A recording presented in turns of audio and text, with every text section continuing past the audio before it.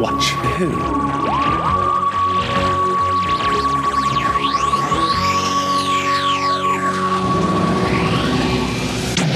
Hello, and welcome to Watch Who, a Doctor Who podcast. I'm Mark. I'm Sarah.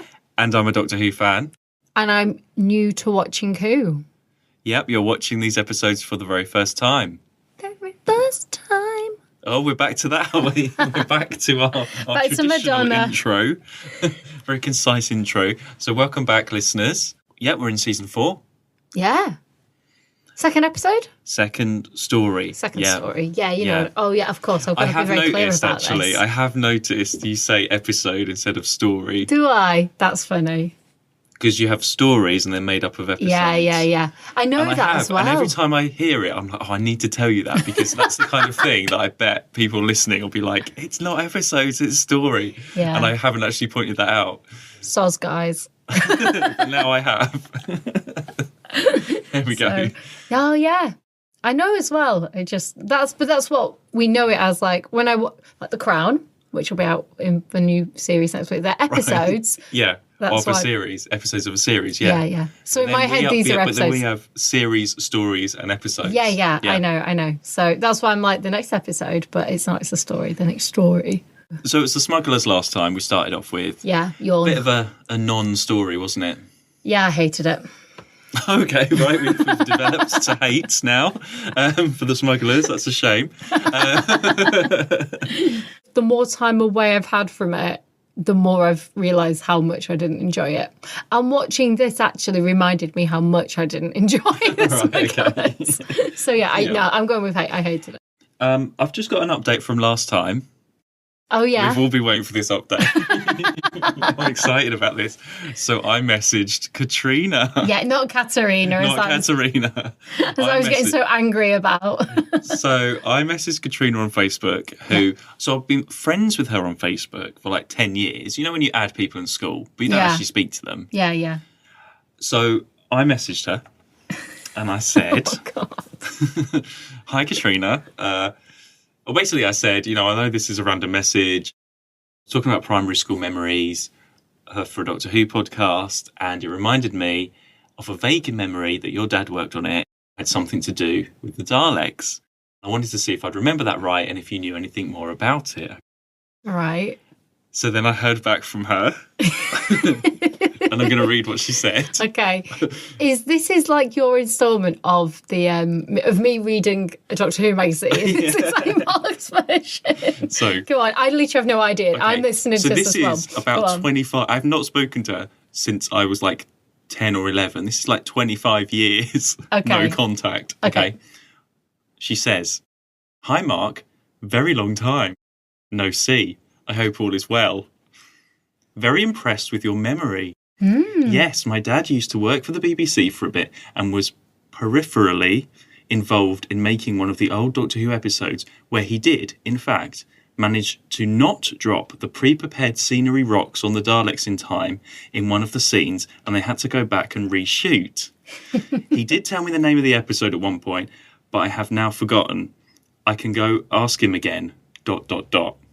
Oh. So then I was like... You were like, yes. So last time you said, like, maybe just chat to her and be a bit nice first, but I completely didn't do that because I got excited. Didn't. So I said, I did the wrong reply. I just said, thanks for getting back to me. I can't believe I remembered it correctly. It must be about 25 years. Emoji. That time went quick. Well, the 25 years just flew by. And then I said, if you were able to find out which episode it was, that would be amazing. And then I haven't heard back yet. Yeah. No playing it cool from Mark. I know, and straight I didn't say, like, how are you or anything. She might be listening now, actually. Yeah. She might have found out, like, what podcast does he do? Yeah, What because is it's he on my saying about Facebook. me? So, Yeah. What is he so- saying about me? So, hopefully I will update everyone when I find out, because I'm still not sure what it could be. Once I know the story, I'll be able to sort of work out a few more things, I think. Okay. But yeah, well, she said she can go and ask him, ... and then she's never come back yet, so... We'll find out. That was yesterday. By the So next episode, we hopefully might have a new update. This might have another Is this like update. our season 4 storyline? Well, yeah, I feel like it is. Yeah, I feel like our it is. side story to season 4. I'm so pleased Katrina got in touch with. It's weird though because I last saw her as a child, and now I'm talking to like a near 40-year-old. Well, not near 40, but 35-year-old adult. Yeah. So it's very odd. But it's nice. That's nice to reconnect. It is, Mark. I'm happy And I for you. remembered correctly. Yeah. No one can say your memory is wrong. And Katrina was great in school. She was always like the narrator. She had the best speaking voice. Yeah. So any assembly, she was the narrator because she Right. got up and she was Sherlock Holmes in the school play as well. Wow. Okay. Yeah. So What was Tom? what was he? Well, we were in Wizard of Oz. We were in the Emerald City, so we just sat there and wore green and didn't do anything. We were on a bench together and just sat there and wore green. We're in the Emerald City. I'd love to see you in the Emerald But in City. Sherlock Holmes, I had 2 parts. I was a vicar and a professor. Of course you were. Had a quick change. Change? I was like, because it was about art theft or something. Katrina and Sherlock Holmes was like investigating this art theft or fraud, and I was a professor that had to authenticate the painting. Check you And didn't then know I this was a out in vicar on a school. train. Check you didn't know this out in school. Yeah. Yeah. I was like, but we wrote our own, so Yeah. we've talked. Mark knows about we've never talked about my primary school on here. That's for another time. I had an unconventional primary school. Mine was for another time. So we will find out, everybody, what happens next. So let's get on to the 10th planet then. Yeah, let's do it. So last time we were working out our things of the planets, weren't we? Oh yes, my very evil mother just stabbed Uncle Norman's penis. Yes. So the 10th planet. So what we worked out was penis was Pluto, Yeah, with our abbreviations of the planets. and that's the 9th planet. That was the 9th planet. So we were working out what the 10th planet. Yeah, and yeah. watching the 10th planet, we worked out. Well, we find out that the 10th planet is Mondas. So does that add? If you're doing that, you have to add an M at the end. Oh wait, my very are you evil mother just stabbed Uncle Norman's penis's mole.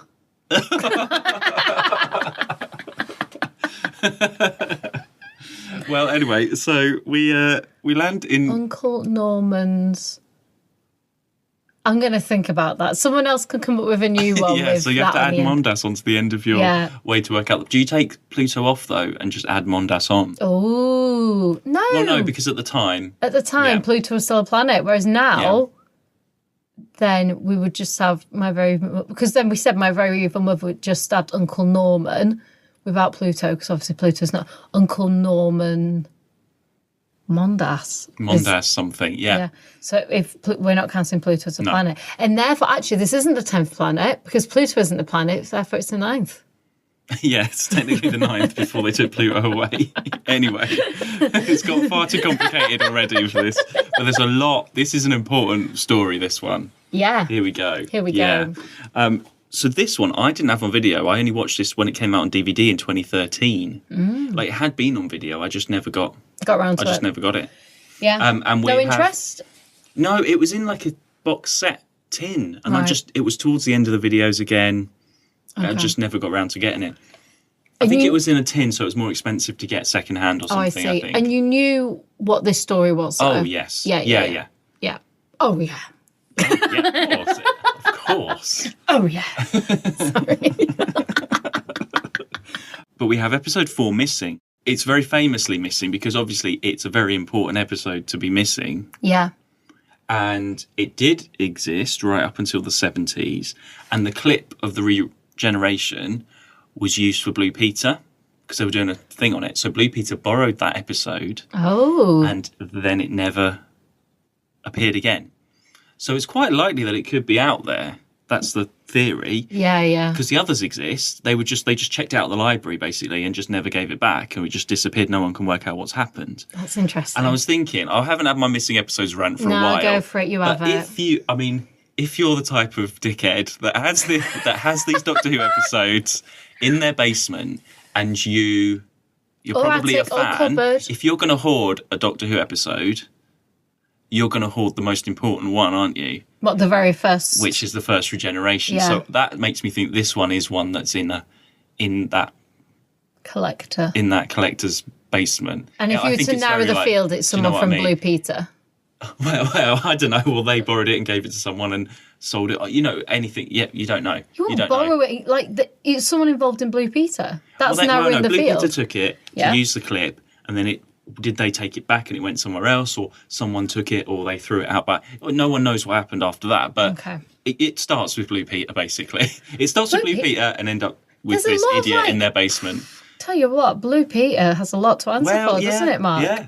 But then without Blue Peter, we wouldn't actually have the video of the regeneration Why not? Oh, because they used that clip and put it in the program. So we've got it from the program, you see. but surely if it hadn't been taken out, then it would still be existing. Well, yes. Okay, you can look at it like that. But anyway, that is the person with it in their basement. I hope you're very happy and you're loving that episode. We've got the animated episode now. We've got the soundtrack. So I hope you're deliriously happy with your 10th Planet episode 4. There we go. I I hope you're loving it. Angry Mark is the best. I rarely see Mark really angry. But no, you would though, wouldn't you? That's the one you would be like, I don't want anyone to see this. It's really important. But then I think, well, you must be a fan and know its importance if you're holding that one. Yeah. Or it's just a random one that fell off the back of a Blue Peter lorry God, that'd and be someone's unfortunate. found it Yeah. and it just happens to be, it's out and about because of Blue Peter. Anyway, it's very interesting. It is very interesting, Yeah. but I blame Blue Peter. yeah, okay, let's do that. Specifically. Let's do that. So, 10th Planet, here we go. We land in, it's set in December 1986. Yeah. So this is 1966 doing the future. So they said something, didn't they? The doctor, like, we're at the coldest planet on Earth. The coldest point on Earth or something. Point on Earth. Something like that, yeah. So, oh, did he say on Earth? Just look up at that scanner. We have arrived at the coldest place in the world. Because in my head, they weren't on Earth. They were like on this 10th planet. So that took me a while to adjust. So It's Earth, and we've got this tracking station, and everything's set very much on this base. yeah, And it's going back a bit to the War Machines, I think, where it's been the future, but it's not been spacey future, space museum-y, future-y. It's sort of grounded in some kind of reality. yeah, agreed. So yeah, I do like that, and that seems to be more of the style that we're getting Seeing. at the moment. Yeah. Well, let's start off with Ben and Polly in the TARDIS. Yeah. Because I want to do Clothes Watch first. Clothes watch. Because obviously they've got to get in some warm clothes. Yeah, A mention of the TARDIS wardrobe. Yeah. Polly's been down into that wardrobe. Now, it's funny that, Vicky, Dodo, they all went to the wardrobe and Yeah. found those amazing clothes. Why is it when Polly goes in, she gets a very fashionable, very Yeah. modern 60s. She can find the right clothes in the wardrobe. Vicky and Dodo could not. So here's the other thing I said to you in the middle of it. It's funny, isn't it? The Doctor does not want people flying with him. Like, he's made that very clear. He would much rather be by himself. Yet he happens to have an entire wardrobe of clothes for men and women of the same sizes. Yeah, well, I don't know, because we had a discussion about Ben's outfits. I don't like that turtleneck V-neck combo. I'm No. sorry, Ben. Love It's a not for you. turtleneck. No, it's not for him. I like It's the too turtleneck, big. not the V-neck. I know it's very 60s, but it just doesn't suit I hate him. the V-neck. He's borrowed Barbara's turtleneck and Ian's jumper or something out of the No, wardrobe. I'm pretty there. sure that's No. Ian's turtleneck. I'm sure Ian wore a turtleneck at one Yeah, point. I think he did. I think it's Ian's turtleneck. But He's too that small for coat it. of, I'm sure that coat is actually like Barbara had something similar with, because it had a muffler.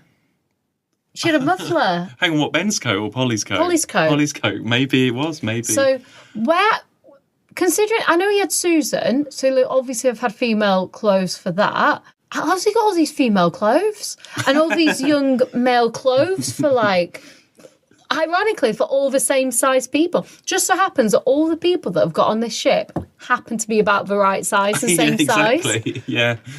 So they all wrap up warm. Yeah, Off they go. Doctor has his hat and cloak. yeah. And then we're off on film with with the snow and everything at the South Pole. Yeah. And I pointed out that William Hartnell's not there for the filming, so he's just in the background. It's stunt doctor Yeah. in the background while Ben and Polly do the talking on the snow. I think that's a really good set, actually. Yeah, it is. Well, you made me watch the special features as well, didn't you? So we know it's like on a film set, not a studio. Yeah, and they've got the wind machine and everything like that. We quickly get them onto this tracking room set, and you meet the commander and all the people that are on this base. What are you thinking? Are you liking that sort of setup? And then we've got the guys on the spaceship, haven't we? Not the spaceship, the rocket. The rocket, yeah. Were you sort of getting into it? I wasn't not getting into it. There was a lot going on, and it was a lot to take in, I think, because we spent quite a while working out where are they, like what. So I mean, it's really clever in the sense, like, because it's an international space, so they're all from different places. Like there was we think Italian, the Italian guy, / maybe Irish. The Italian guy. What's his name? He dies in episode 1. Tito, I think. Yeah, so he's Italian. He starts singing some Italian and then doesn't obviously know the rest. So just goes la la la la la la. Yeah, so it sets up. There is a lot of back and forth, and you're working out, okay, what's happening with this rocket, and you find out that they're stuck up there. Yeah. And you have Ben, Polly, and the Doctor. They come on board, but then they're sort of just in the background while all this other stuff is going on. They don't really get into the story very much, do they? No. You can literally see them in the background just waiting for their scenes to come up. They're just sitting there. They are very much bystanders to a story. And their only purpose really is to be like, is for the Doctor to be like, actually, this is what it is. This is what's going on. They don't really, and they probably would have worked that out eventually because they would have had some form of contact. There's no impact with them. It's not. It's they don't great bring to see anything them. new. No, they don't add anything. And you're very much into that story because you see a lot of the space pilots up there. Yeah. And we were talking about the set of the spaceship with their... They're both, they've got all the wires and everything, and it obviously looks dated. And you've got these things on their, like, what are they, padded sort of spaceship seats, haven't they? It's obviously when you see them, like, in films now where it's sort of like when you're shaking around, but, like, they just look really badly done. Did you read conversation? Yes. We're getting a Mars fix too. We'll call back. Hey, Glenn. Yeah? Now, take it easy, Come on, what is it? It wasn't Mars I had. Well, that explains it, doesn't it? Come on now, Dan, try again. Now, listen, Glenn, there's something else out there. What do you mean? There's another planet out there. But then we had that discussion about what... In 1966, what are you expecting? You would have seen like NASA missions and stuff. No one's landed on the moon in real life yet. Yeah. So it's quite ambitious in that way. But there would have been NASA footage and things, and you would have based it on that. Yeah. And it reminds me of something which I think our listeners might be interested in. So I'm just going to go off on something right now. You do it. So there is a radio program called Journey into Space, which was made by the BBC in 1953. Right. And it's pretty much that. It's 4 characters. They're launching up. They're going to the moon. The first series is them going to the moon. They're like short 25-minute episodes. And it's just these 4 characters. And it's done very realistically. Like they've got to do the readings and they have like you hear it through sort of their diary recordings. And obviously strange things happen. There's a bit of a sort of an alien element to it. Yeah. But a lot of it, like the first 5 or 6 episodes, it's just like them contacting Earth. We're doing this. We've got to change the G-force or whatever, and they have to do a spacewalk and stuff. And it's very tense and atmospheric. I'm all for taking the chance. Let's try to land. Doc? Me too. I suppose if I say I'm not, I'll be considered overruled? Yes. I'm overruled. All right. A landing procedure will be the same as it would have been for landing on Earth. With the aid of the atmosphere? How else? But it may not be dense enough to afford the necessary braking power. That we'll find out, but we'll try it just the same. Open up the pilot's cabin, Doc. I'm going in. And I listen to sort of a lot of the Doctor Who audio dramas that are made now. Yeah. And they're great because they've got such a great atmosphere and they create such an alien landscape and stuff. But this is the BBC in 1953. They're recording it as live, and doing all the sound effects and stuff. And that is so much more atmospheric than what any modern radio drama can do now. So I do recommend, if you like audio drama, Journey into Space. It's scary as well. It's so sort of real life that it's scary. Okay.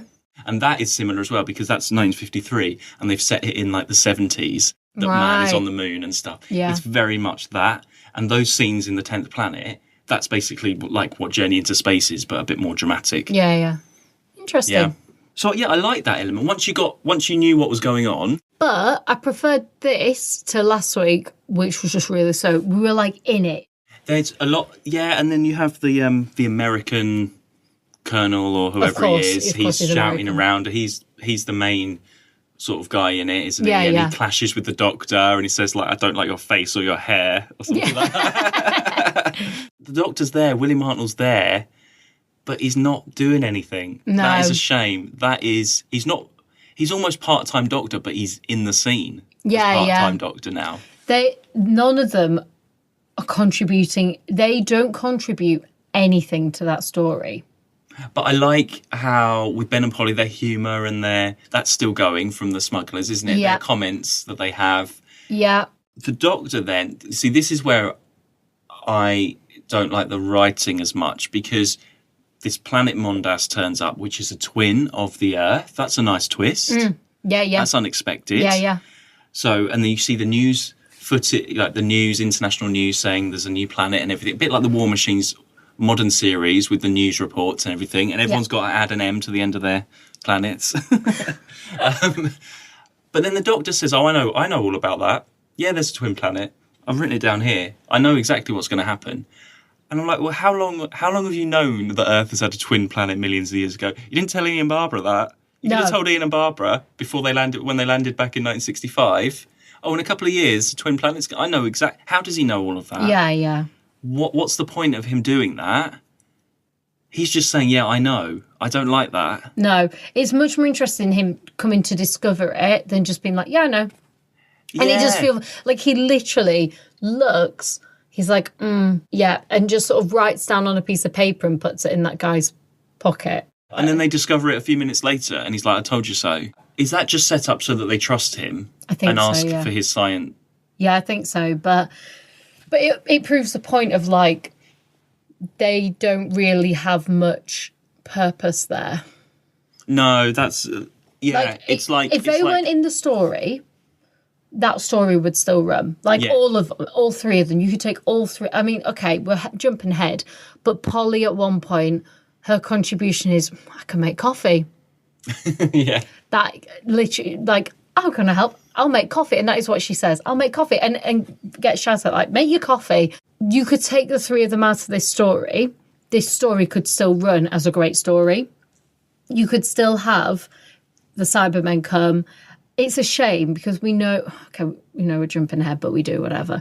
But we laughing. Yeah. But we know that the third episode, the Doctor's not there, so we don't know what might have been in terms of. So episode 3, William Hartnell was ill, so they had to write him out. So he suddenly faints and he's out. Yeah. And they've given his lines to everybody else. So we don't know what that contribution would have been. It's fine, it works, but it almost highlights how much he's not. It doesn't make much difference, no. But you don't know what contribution he would have brought. But I don't think he would have done anything because he shouts a bit. Yeah. And doesn't do anything and just sits he's sitting in a chair just listening to them. They all are for a while. I literally think they could have worked out most of this to some extent. All right, they might not have worked out exactly what that planet was. But actually, that other scientist guy, he works out, he's like, oh, wait, yeah. When Polly says it's like that, so it's like this, and that was like Malaysia and all this, and then they work out, yeah, that kind of looks like Earth. Then the Cybermen walk in and tell them everything anyway. They would still find that planet. They would still probably come to the same realizations as Ben and Polly did, because Ben and Polly are just normal people. You know, the scientists happen to have more information than they do. And then between them all, they come up with, because the Doctor passes out, what right and wrong to do. Yeah, that scientist, is it Barclay? Yeah, I think it is. Barclay. Yeah. Yeah, it's not Dyson. Dyson, there's Barclay's sponsorship episode. Let's just go to the Cybermen, actually. Now so we go to the end of episode 1 where they appear. Yeah. And so we've not really talked about the Cybermen before. No. You said you didn't know them from the new series, from what you know. I mean, not you don't properly. recognise them like the Daleks. But you would know a Cyberman if you saw a picture. Yeah, of one. yeah. So, like, there's one right by your face on your thing, Mark. Oh, yeah. I know a Cyberman. Like, I know them, but, Yeah. like, I've not watched episodes with them in, really. Right. So when they were appearing out of the snow, were Maybe you at like... Christmas I might have seen them. Sometimes Yeah. they're, like, with other things, aren't Yeah. they? They tend to be more, like, in partnership with things I've seen. That's very knowledgeable of you. Partnership. Like, if I've watched a Christmas episode, it's usually, like, a Cyberman and something else. Yeah. Is that right? Pretty much. Hey, check me out. So, yeah. Whereas, like, the Daleks are just usually the main villain. I think maybe I've seen the Daleks and the Cybermen. Has that been a thing? Yeah. Mark, I'm all over it. Maybe that's what I mean. Like, I've rarely... But I have also seen, like, just the Daleks. Yeah. Just them. But I've never seen just the Cybermen. So when they're coming out of the snow at the beginning and you're seeing these creatures, did you I didn't know they were think, Cybermen. "Oh, they're Cybermen"? No, not at all. Okay. No, it's I only probably when had to tell you, didn't I? told me. I went, oh, they look weird. And you went, yep, first Cyberman. What, really? But that image of them at the end of episode Yeah. with the face, Yeah. Oh, yeah. that's such a striking image. Yeah. It's interesting because the Cybermen, as by your head right now, the picture there, it's such a strong image of robot face men. The way they walked, these guys didn't walk like robots. They move like humans. I mean, they were in ridiculous, you know what I mean? The costumes didn't like, you know, whereas now, whenever you watch anything with them, they're very robotic and they're almost like choreographed That in their is a movement. bit of a modern criticism of the new ones, though, that they're not.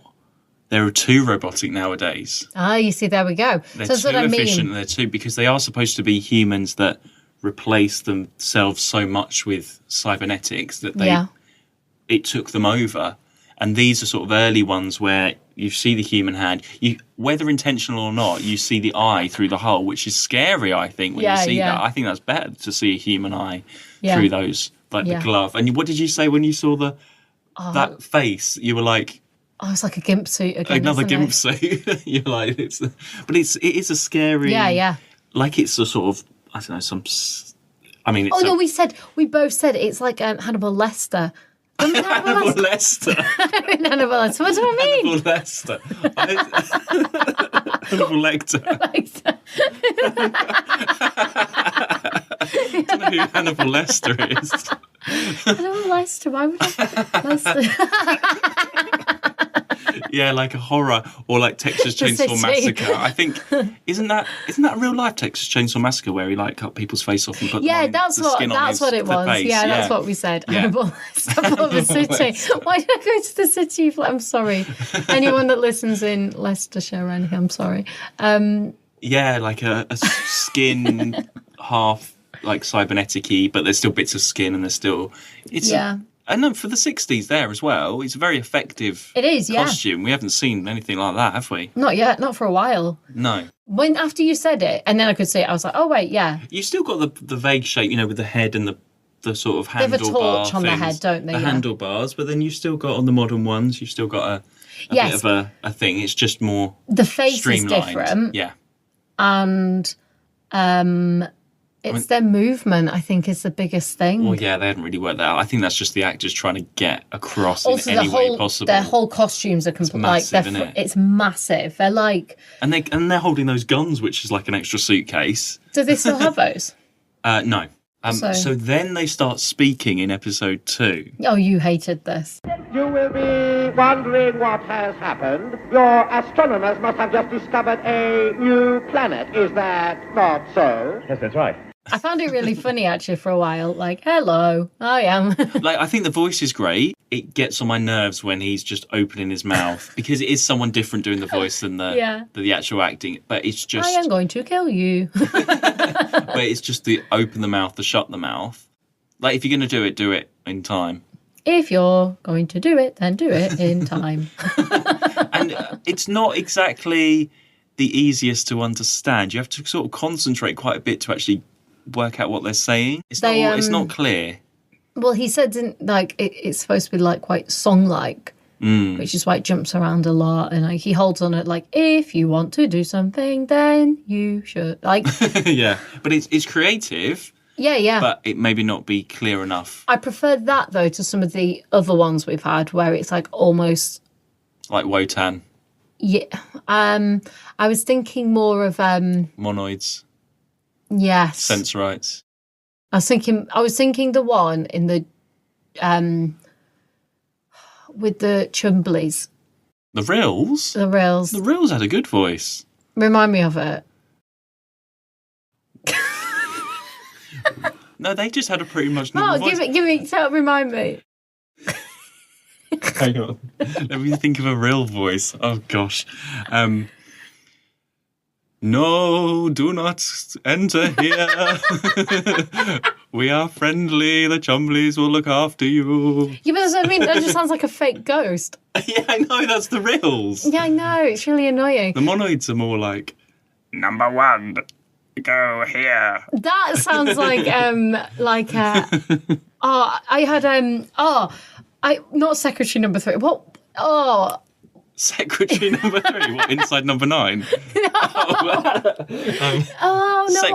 Sensorites? Yeah. The city administrator. That's what that reminded me of. Secretary number 3. I thought you were thinking of a TV programme. No. Oh. Or what were the ones with the eyes where the mouths were? Yeah, the Monoids. Monoids. Yeah, just done the Monoids. Yeah, that was the non voice. Yeah. Yeah. So I put also I much prefer this to a Dalek. Depends how long they speak for, I think. Oh no, this change in tone. That's a massive difference. Like if I don't know if I read something or if I just like talk like this, even in a monotone voice, I can talk about nothing and I will. But if I get excited, I'll talk higher or whatever. Daleks just have one thing the whole time. At least they have like, we are going to kill you. Like at least it changes. I know, I suppose so. And there are different Cybermen. And they have slightly different... There's 2 people doing their voices, so there is a bit of a change. Yeah. I mean, they are very memorable. Where is the doctor? That's the Dalek. Where is the doctor? Exterminate. Which I haven't heard, Cyberman, by he has the way. quite a lot of dialogue, that Cyberman. And there's a lot of back and forth with the Doctor and Polly, and they're arguing a bit. Yep. We then have... Well, actually, that spaceship in part 1, they blow up and die. Yeah, which is a bit of a shock. I'm just laughing at our voices. So they blow up and die. Yeah. Well, okay, let's go on to Ben a minute, because he has quite a lot to do in this. I didn't realise how he takes over. I mean, the Doctor's not doing very much in 1 and 2. He's off on 3. He does a bit in 4, and that's it. Ben really, as the story goes on, he gets put in the projection room and does that and fights off a Cyberman with a projector. Yeah. He then when he gets back, he gets the gun and hands it to the commander. He gets locked up again, and then he goes through the ventilation shaft. The biggest ventilation shaft ever. Biggest ventilation shaft on the wall that can fit a human through. So there he is crawling through. With like the mesh that's been really poorly stuck on as well. Like there's nothing. It's like a massive window. It's a window. Yeah. It's bigger than some windows. It is. It's some windows are smaller than that. So it's very convenient. He has a bit of a stunt. If you think of like a bathroom toilet, like a bathroom window, some bathroom windows are smaller than that. Or a little toilet one. Yeah. It's massive. So he does all that. Yeah. He has a stunt and goes over the balcony, gets knocked out.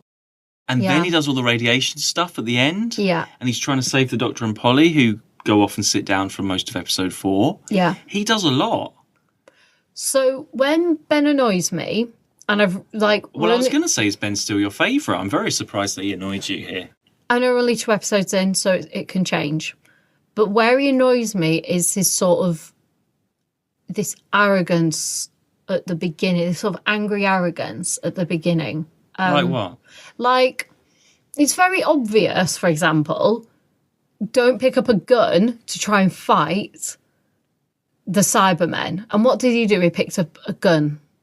Well, it's not that obvious. It is. Yeah, but everyone else is standing around there doing nothing. Ben's like, right, we've got to do something about this. I'm going to pick up the gun and try and get out of here. The last guy that put a gun at them, they just killed straight away. So that's what I mean. He's very sort of gung-ho with stuff. Later on, it was the same in the War Machines, you know. He's very smart. And like he can get his way out of situations. He's like an East End lad, isn't he? Do you know what I mean? He's like very smart, very cunning. He can figure things out. When he also broke the rule of like don't kill something. Yeah, but he showed remorse. He was like, "Oh, I didn't mean to. It just went off." No, he didn't say that. He was like, "You gave me no choice." No, he said. No, he didn't know. No, he didn't know he was going to kill that Cyberman. He was said, like, "You gave me no choice." Yeah, but he pressed. I don't think he knew what he was doing. So I think he did. Do not resist. Give me that weapon. Oh, sorry, mate. I'm giving the orders here. Now, look, get back. Look, I'm telling you, get back! Didn't give me no alternative. And he had the chance to get out because the door opens to projection. Like, the Dalek comes in. The Dalek, start that again. The Cyberman walks in and he's like all blinded and he's walking over to it. And Ben sort of like, he could have snuck out and shut the door and locked him in. I cannot believe you're hating on Ben for killing a Cyberman. I'm just saying, it kind of breaks the rule of all the other ones where they don't kill. It's a Cyberman. Even Ian didn't kill that Yeti man. You know, the one that was like kidnapped Barbara in the Keys of Marinus. In the Keys of Marinus. No, we didn't kill him, no. No. Yeah, but that was a human. That wasn't a Cyberman. It doesn't matter, but they don't kill people. Like, they don't... Okay, of all the things, I didn't think you would be so annoyed about that. Yeah, I just think it goes against the rule of, like, they just don't do that. The Doctor I don't know what to say. The Doctor preaches. This Doctor's whole thing has been around... yeah, but they'll kill Daleks and Cybermen. I've never seen them do it. They won't kill them, but they'll stop them. Well, the Doctor did the time destructure and killed all the Daleks. He didn't kill them. He stopped it happening. He never killed... Okay, well... Look, he has this whole thing, doesn't he? Because that was the whole argument if we go back to that ridiculous 12 episode, what was it? Dalek's Master Plan. Dalek's Master Plan. So he argues with Brett about the fact that he kills people all the time. He was like, that's not what you do. That's not what we do. And then what's her face? Sarah Super Trooper. She shoots and she kills. And he says, you don't do that. You don't need to do that. That's his thing. That's the Doctor's like moral compass. And I just find it really, and Ben knows as well that he shouldn't have done that because he's sad that he is sad that he killed. He's like, you didn't give me. He's in shock. That's his first alien encounter, and it's not his first alien encounter. Well, he just tried to shoot one before. That's the other thing as well. He actively wanted to shoot them before because he got the gun. Yeah, but well, okay, maybe that's his Navy training. I think that's it. And I think, like I say, it's really early on that this will change. He's so smart, like. Because he's the one, I mean, look, he used a projector to get out that room. He in his head was like, I can blind him with this, like the light. He's obviously put that together. When they were in the radiation room, he was the one that worked out like, oh, hang on a minute, why are we doing this? Why don't they do all this? He obviously is smart enough to work these things out without having to resort to that. Why is it that like they wrote for people that they're, you know, the Doctor has a sort of stance of like non-violence. He has this whole thing, non-violence against humanity. That's like the Doctor's huge like mantra. And all these companions that he has, why does he have it that then they get Ben to try and pick up a gun to shoot them? And also, when he could have got out, I mean, he really could have got out. He came enough into the room and he goes, come on, come in. And he's like getting him further in. He could have got out. One, I just felt like that's just not what the Doctor Who companions of all the previous ones. That has always been, in fact, whenever we've looked at other people that could have gone on, that has been my reason why they wouldn't. Okay, I never thought of that. Wow, poor Ben. So he's in your bad books at the moment. He's not in my bad books. He's not in my bad books because I thought he was going to be a hero. He's done a lot. He's been very proactive. Yeah, oh yeah, completely. I mean, gosh, he had the whole radiation. He's so smart. I just think... is he smart with the radiation? Because we did when say. they took the radiation out of the radiation room. Yeah, and we were like, I was like, is that a bit dangerous? I was like, when did they set? They said in 1960. It was 1986 was Chernobyl, which is when In this April. is set. In April 1986 was the Chernobyl, and this is December 1986. We were like, they should know, those scientists. You know what's just happened? Ben didn't know. It was from 1966. The scientists should know that you should not be doing that with radiation and stuff. That is dangerous stuff to be handling. And also, those suits cannot be safe enough if that guy is choking from some smoke. So I have a lot of concerns right now. But yeah, he's obviously, I just think it's such a shame because what I liked about Ben from the War Machines, yes, he had really good morals and he stood up for Polly in the bar, and he could see that like what the Doctor was about, and he wanted to help, and he's like proactive, and I just think it's really poor writing to just be like, because he's in the Navy, we'll get him to also try and kill things. I mean, Ian, there's a difference between, I think, actively killing and self-defense. I think that's what it is.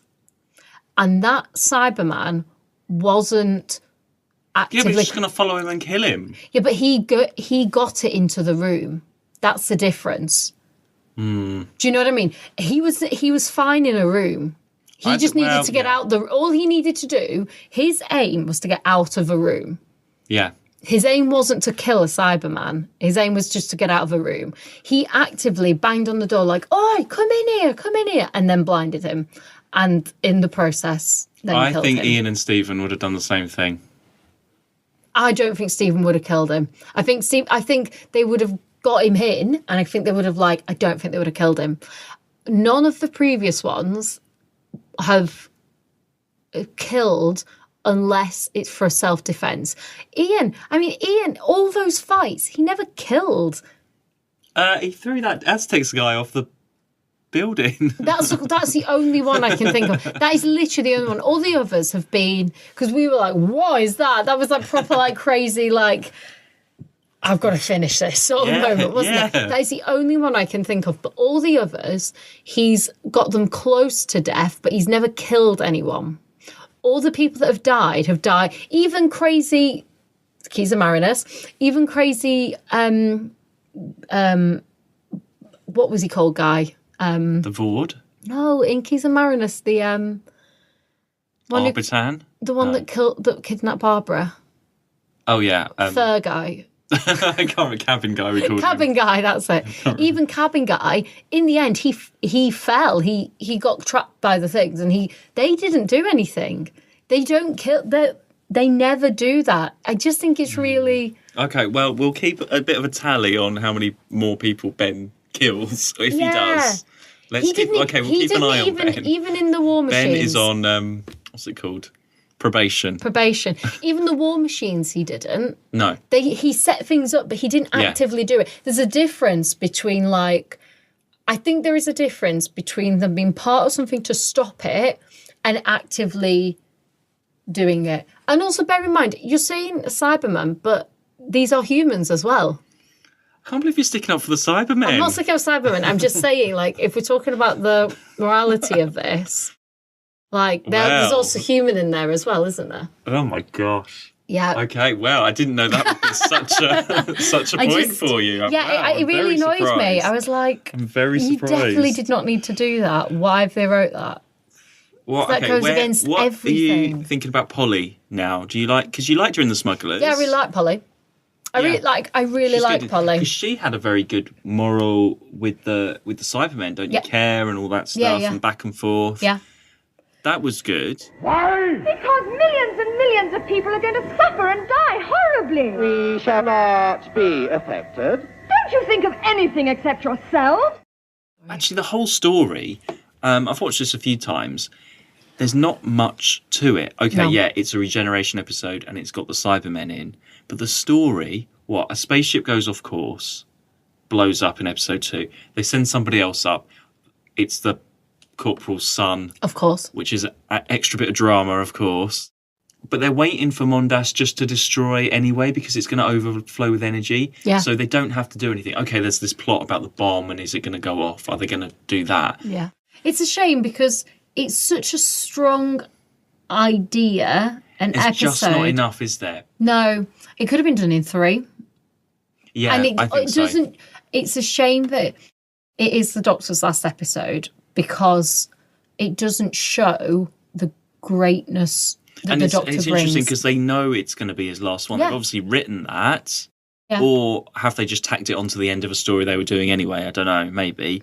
It's a shame he's not in episode 3, but I don't think it would make that much difference. We were working out like, oh, so what have they got? Who's doing what? Weren't we? Yeah. Like, I did not enjoy it. Like, the Smugglers, I really tough. struggled. That Smugglers was tough. It wasn't slow paced. You were never No. bored. There was a lot of back and forth shouting, and when it needed a bit of a Cyberman to appear and shoot some people, Had it music. happened. Had music. Had the suspense with the bomb. Yeah.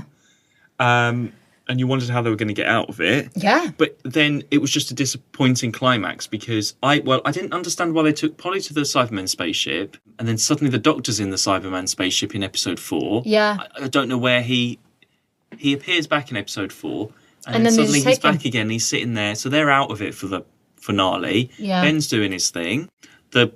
What's his name? General, Corporal, whoever. He gets killed. I was surprised that he got killed. Yeah. And then his son turns up at the end, which is a bit of awkward. Some bad news.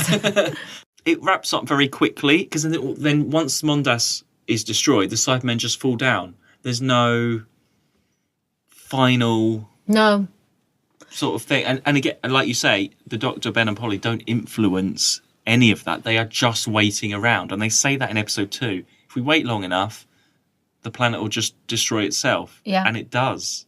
It's interesting, like, they're literally just stuck on a ship now with a load of dead Cybermen around them. That's how it ends. Like, they just collapse and they're like, all right, well, here we are. And then, right, so I didn't tell you this was No, you never the tell me last anything. first Doctor story. What point did you think something was up? Or did you think something was going to happen? Or did you just think it was leading into the next story? I thought it was leading into the next story. I thought his reaction was a little bit weird when Ben said, like, oh, it's over. And he said something like, no, it's not. Because normally when it's been something like, I'm thinking of previous ones, he'd be like, no, it's just beginning. Like, think of the Daleks when the Daleks first arrived and they were like, no, this is just the start. Something dramatic like that. It's far from being all over. What are you talking about? And I was like, that's a bit of a weird reaction. Like, he was just like really sort of down about it and dismissive, but didn't sort of like explain why. And I was like, oh, that's a bit weird. There's no sort of like gravitas this time. And also, we were watching the animated version of the last episode. Oh, yes. Yeah. So I said to you, I was like, it's really freaky watching this in the animated. Like, it made it really suspenseful. It's very quiet. Yeah. I didn't realise how quiet. There's nothing. He's just sitting there. He looks very tired. And Ben and Polly are like, hang on, something's a bit odd. But there's this sort of ominous silence. Yeah. And I had no idea what was coming. So I thought that it was like him reflecting and being like, no, this is just the beginning, actually. And like, now we know this is going to get worse sort of thing. But he didn't say anything like that. He just sat there really ominous. And then he goes and then we go and then he's locked them out. And I was like, what's going on here? And the machine's going crazy. And I was like, he's leaving. I was like, no, you wouldn't leave them. And then I was like, he's regenerating. And that's so it was then that I got it literally just before it happened. When you saw him on the floor. and then he collapsed. Because then I went to you like, is he gonna? And then he collapsed. And then it happened. Yeah. And we also watched the actual existing clip of the regeneration. Because I said to you, I went, that'd actually be a good one to see. You went, well, that exists. Yeah. So. It's not like it's an amazing moment. I always think I wish they'd zoomed out a little bit on the face because actually we were saying you can't really tell much difference. No. It goes white and it does change. You can't. It's not so obvious actually that it's a completely different face. No, it's not. I mean, great. The technology that they had, everything. It's amazing. Yeah. But and obviously they probably didn't zoom out because of whatever technical reason. But I just wish you'd seen more of a You get change. a sideburn. That's the only difference. Yeah, it's you see like, a sideburn. it's just so whited out so much. Yeah. That you're like, oh, actually, you have to sort of squint a little bit. And I always thought that whenever I watched that as a child or whatever, I was like, oh, that's a really rubbish one. But I appreciate it now. So yeah, we are at the end of the first Doctor. Can you believe it? It's strange that it's the second story of season 4 as well. It's not like a big finale at the end, and it's just sort of Again, I knew it happened in season 4 only because, again, it's just something like, I just know that that's like spoke about, like other people have said when I say I do this. So I knew that it was in the 4th season, but we're only on the second thing, like you say. So I didn't think it was this early. Are you happy we're here, Mark? Oh, I think it's very exciting. I think it is it's great. Who would have thought it? A year ago. I mean, I know this is too early to say, but so we've got obviously Ben and Polly are carrying on. Yeah. I don't know. I literally, we saw a sideburn in my opinion. Yeah, that's it. So no more William Hartnell. That'll be weird. It's going to be weird to get used to, I think. What I'm not looking forward to is another episode, next episode of them being like, but who are you? All that drama. Because we've literally just had the week prior to this an episode of disbelief. And now we're going to have another episode of It's interesting, disbelief. Ben and Polly are so new already. But they're very used to stuff now by the 10th Planet, at least, aren't they? Well, they've only done one episode. Yeah, I know, yeah. So they've done sort of historical and future now. They've done their bit and now they're a bit more settled in, aren't they? Yeah, quite relaxed. I think it'll be like a bit of a... It's interesting in that it's early enough that they don't have much of an attachment to the old Doctor. But they don't... I'm not looking forward to like a whole episode of just the drama but of then it. It's exciting because that's for the audience as well. They have no idea. Where's he gone? That'll be a Ben line. But I mean, the 10th Planet, it's not a bad story. It's not the greatest. I feel like it's just middling for me. And obviously the end is a great moment with the regeneration. But apart from that, if it didn't have the regeneration at the end and it was just your standard story where the Doctor goes off on holiday, comes back, it's just a middling story for me. The Cybermen make it. Oh, yeah. Yeah. If it didn't have the Cybermen, I can't, like, they really do make it. They're great.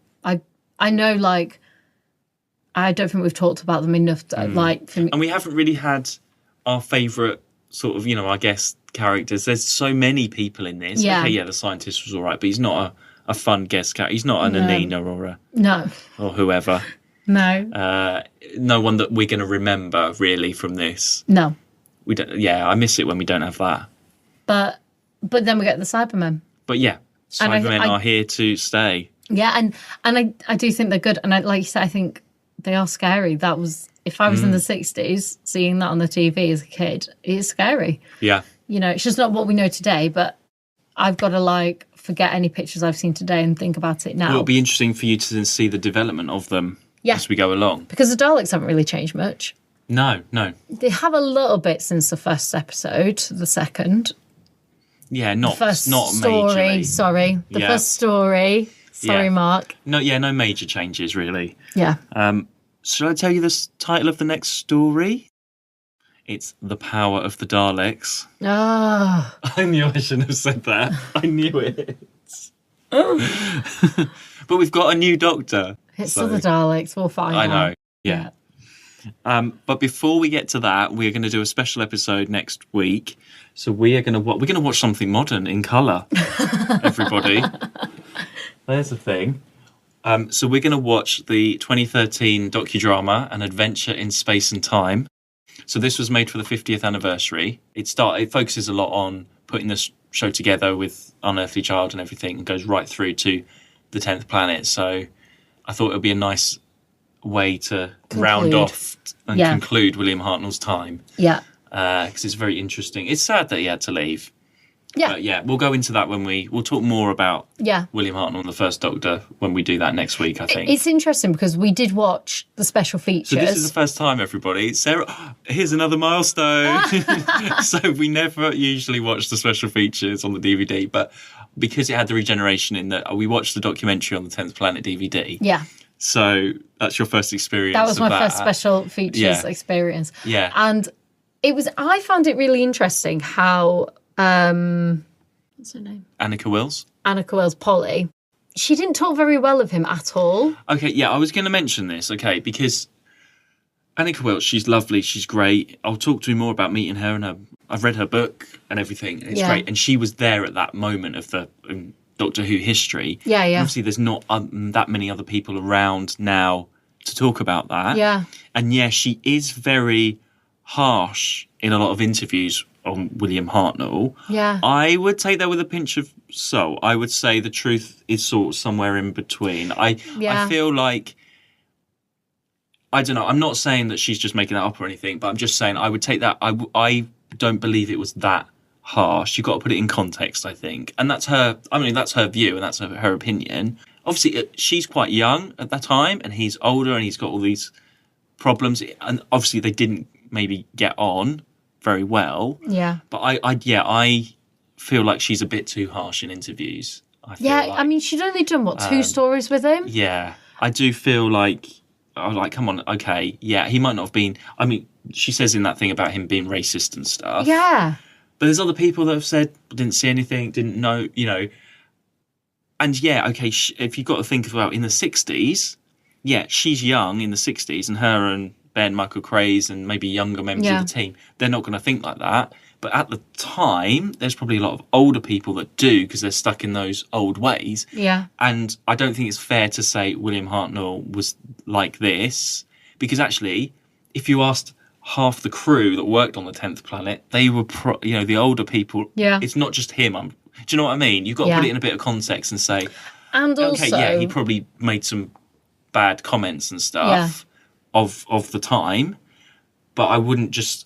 You don't want to remember him like that and focus on that. Yeah. I don't know. You've got to have a bit of a balance. She's probably made quite a lot of money out of interviews of. I'm not saying she just said, but And when you're interviewed, you've got to make a bit of a point of saying making something. it a bit interesting as well. I just find it really interesting that, we've read all these other do you know what I mean? Like, I've read interviews with other casts that have left. Yeah. Through my Doctor Who magazine reading, from you, here. And none of them talk about him they don't talk about him in like a star wonderful way, but they don't talk about him in a negative way. They'd say like he's hard work, but actually they talk about him in a very vulnerable way. Yes. And she does not. And I just find it really he's interesting. He's probably very vulnerable by the end. Yeah. And she's just come on. Exactly.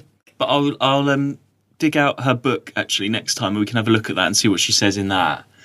She's lovely and she's great and I've met her quite a few times and but she is a bit, as I say, a bit negative at that time on Doctor Who. Yeah. And it probably wasn't easy for her. But it doesn't sound like it was easy for any of them. And I think you sometimes have to think of the wider picture. So before we go, now we're at the end of the William Hartnell era. I thought we'd have a little bit of a competition. Check you out, Mark. Our regular listeners. We've got some prizes. Oh, Mark, check you out. So I have got here the Cybermen tin, which has the soundtrack of the 10th Planet and the Invasion, and also the Origins of the Cyberman CD. So it came out ages ago. It's a limited edition. Also, you can It's get... not a Tom special that's missing something. No, it's all there. It's all there. It is like secondhand, but it's in good condition. So you can win that along with a To Watch Who Doskers mug, which everybody wants, obviously. And I'll throw in the DVD of the War Machines as well. So all you have to do to enter the competition is find our 10th Planet post on our Twitter and just retweet. And then all the retweets will go into a draw and you could win those special prizes. There we go. I've just said that in a very unexcited voice, but I was concentrating. Win those prizes! There we go. That's what we need. So I thought that would be fun. And we can post anywhere in the world. Don't worry about that.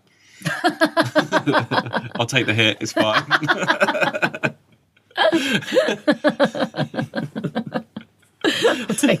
Well, it's really annoying when people are like, here, have this, but I'm not posting to anywhere else. And I'm like, if you're offering something to someone, send it to them. It doesn't matter where they are.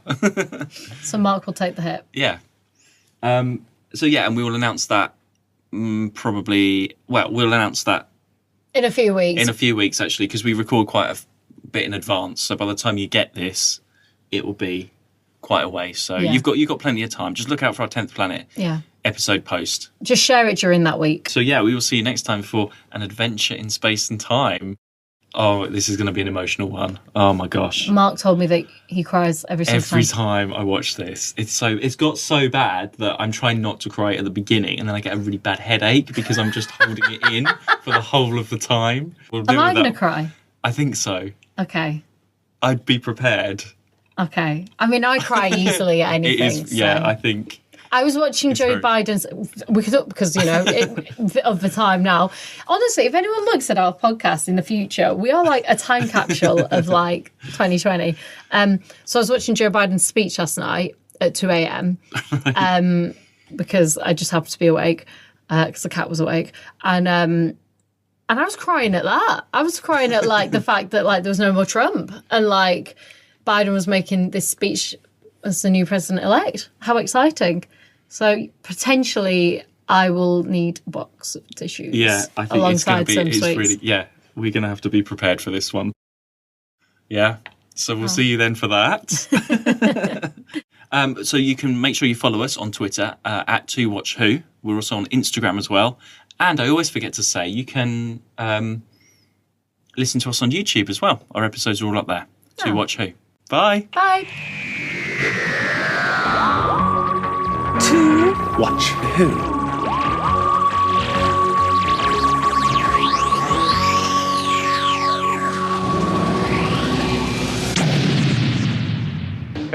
Doctor Who? What are you talking about?